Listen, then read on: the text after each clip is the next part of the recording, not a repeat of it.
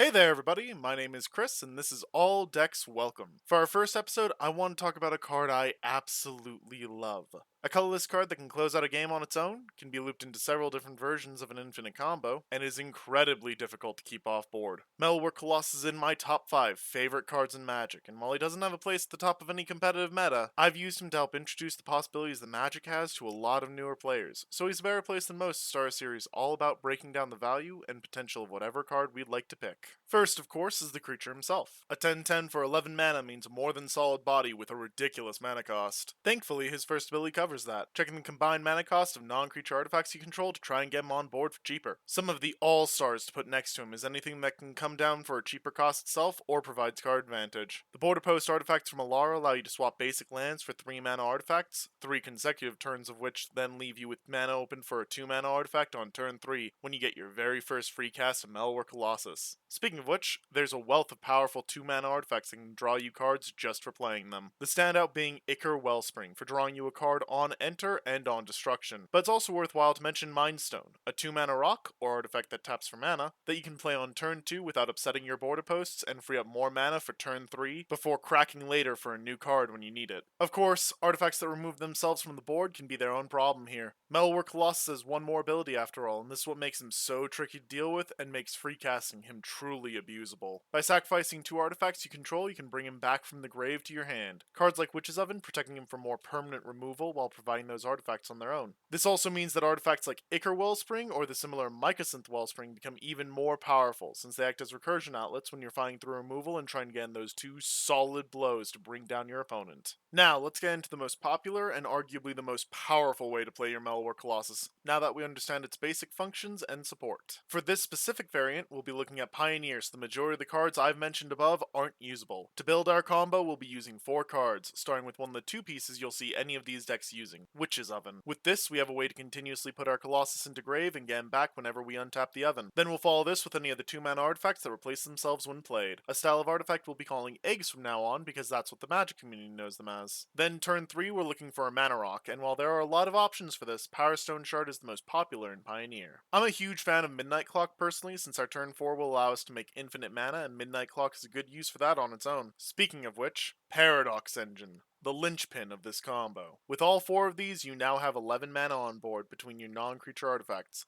giving you a free cast of Metalwork Colossus. You can then sacrifice your Colossus to your oven, giving you the artifacts to bring him back to hand to free cast again. Paradox Engine then untaps all non-land permanents you control when you cast something, untapping your mana rock and the oven, letting you tap the oven to then loop the Colossus again, while the rock gives you mana. This is the combo that I use when I want to demonstrate combo decks to new players because it's hard to disrupt without specific hate cards. These decks usually win by casting Aether Flux Reservoir and eventually shooting their opponent after casting Metalwork an infinite number of times for infinite life. It's also possible to win through Altar of the Brood doing targetless mill of your opponent or Gear per Aether Grid, shooting your opponent for 1 damage every time you make your food tokens. The deck can also back up its infinite casts of Metalwork Colossus by having 2 of the big man, 1 in the grave and 1 in the hand, while also controlling either a Psi Master Thopterist or an Efficient Construction. Either one making a Thopter for you when you cast Metalwork Colossus, which you then sacrifice alongside the Colossus to return the other to hand, looping to win with any of the win conditions listed above, but not being able to free cast other artifacts to try and find them. To support a build like this, you want more consistency than just what you get from eggs, and thankfully, those cards exist and can be abused in some incredibly powerful ways. The strongest of those options is Mystic Forge,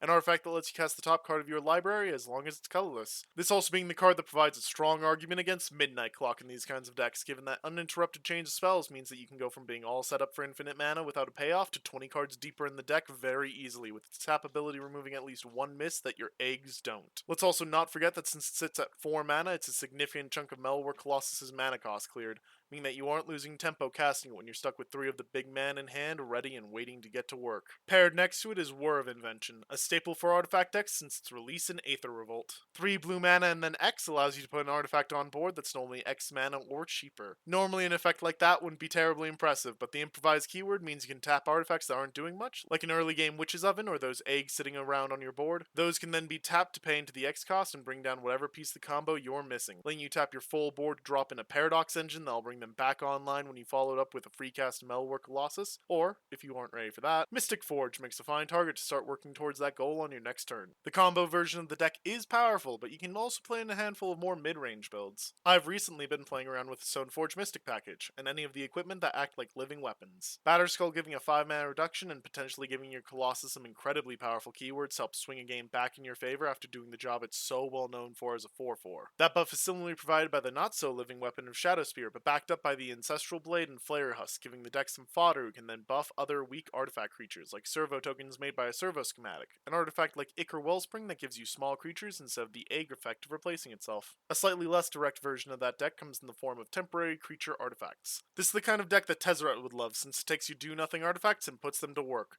The vehicles being huge additions with cards like Bomat Bazaar Barge and Sky Sovereign Console Flagship, which not only provide benefits when played, but can help you use your Metalwork Colossus before his summoning sickness has faded away. Big shout out to Peace Walker Colossus in this deck. He attracts a lot of removal despite being a lower mana artifact, and can leave your opponent unprepared for the 10/10 waiting in the wings. Then you can pair those vehicles with classics of the genre like Angel's Tomb and Glinthawk Idol, which become creatures temporarily whenever creatures or artifacts enter play, giving you surprise aggression when you have the Metalwork ready, and also giving you a good excuse to play artifact token generation effects like Psymaster Thopterist or Golem Foundry. Although a personal favorite of mine in this deck is Golden Guardian. It can crew your own vehicle before fighting it and giving you endless golem production that's hard to interact with. Now if you're like me, everything I've talked about in this video is the kind of nonsense you absolutely fall in love with. But whenever we get excited, it's a good habit to ask ourselves two questions to help temper our expectations. 1.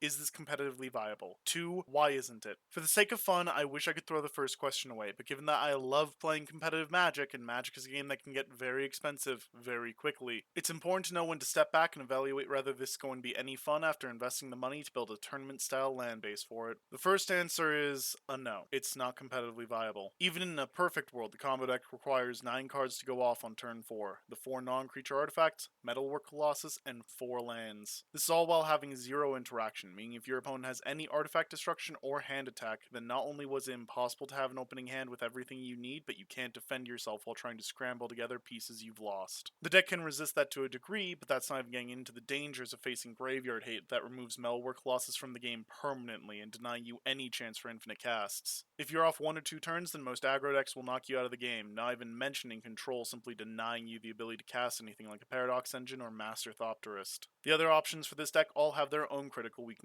A Border Post deck can resolve Metalwork Colossus on turn 3 with the right cards, but is incredibly inconsistent and very rarely has anything to help support him without being another iteration of the combo deck with a land base your opponent can shoot down with artifact removal. The equipment deck doesn't get to cheat out any incredibly powerful equipment without Stoneforge Mystic, a card your opponents will kill on sight without needing to know what you're doing beyond getting and playing Batterskull on turn 3. And lastly, the Temporary Creatures deck, suffering both from terrible inconsistencies as to how often you'll be able to have any of your cards active at any given time. It also suffers from not wanting to play less powerful artifacts while struggling against the basic limitation of the Colossus. If you curve your artifacts fairly without any ramp or cost reduction, then you can't play your 10/10 until turn 5, leaving you without your payoff for a long time. And of course, your deck's 0 interaction means it loses to any combo deck that can be more consistent or more resilient than you. That doesn't make this a bad deck though. And that gives us our third question. Where does this deck fit? If you have a tabletop casual group, then you can bring this for a lot of fun nights. I played Archenemy with the equipment version once and had my opponents scrambling in the late game after abusing early game schemes. Master Thopterist commander decks should be playing him just for the extra power and potential for abuse. It's a great learning tool for new deck builders to show off how build-around cards, synergy, and combo can work, while also teaching them that if they love a card, they should find a way to play it that they love. It's also always important to remember that just because your deck can't win FNM doesn't mean that you won't make a lot of opponents very happy to see something fun and unusual. And if they're the same kind of deck brewer that I am, then they'll love the games you manage to score against them with your janky deck just as much, if not more, than the matches they win facing it.